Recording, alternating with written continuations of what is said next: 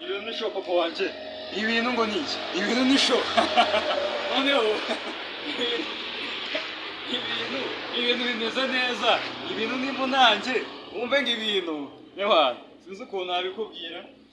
Gusa ikintu nakubwira cyo ubu ngubu nuko nibereye ahantu bita Yewana, hano ni mu karere ka Ngoma. Nk'uko uri kubibona gutya hari ahantu hari amatara. Hari ahantu hari amatara y'urwererane, hari muri stade, ni hamwe bajya batera agapira, ni hamwe ujya wumva nyine haturuka bya bikora nkota twese tuzi muri football.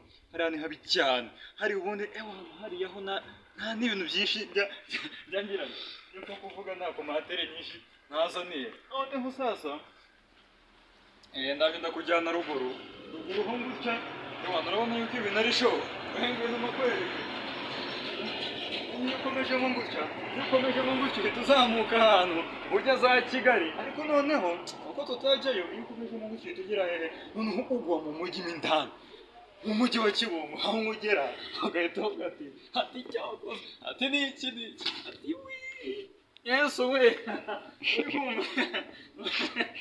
Noneho ubu ako mwana ibintu ari show, ibintu ni show kwanjye.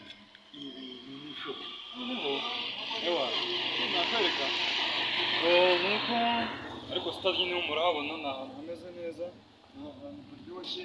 Ni ahantu ujya wumva ucugira agapira bashyira mu kibuga gutya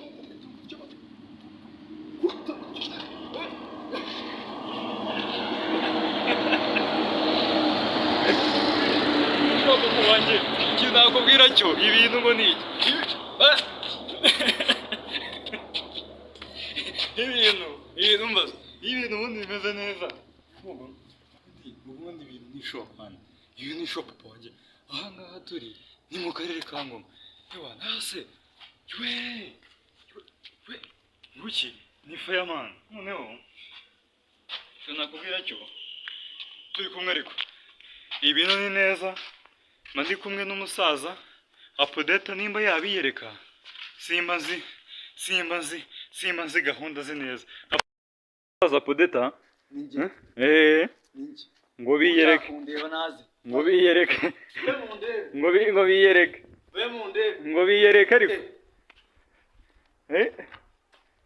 ariko hari ibyo mutazi,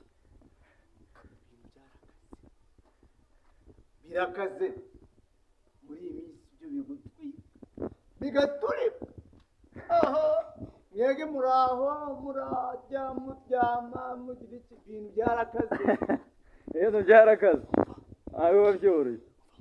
Muri iyi minsi n'isukari yarahindutse, igeze ku note y'igihumbi. Cyo ukoze ibintu ni show papa wanjye.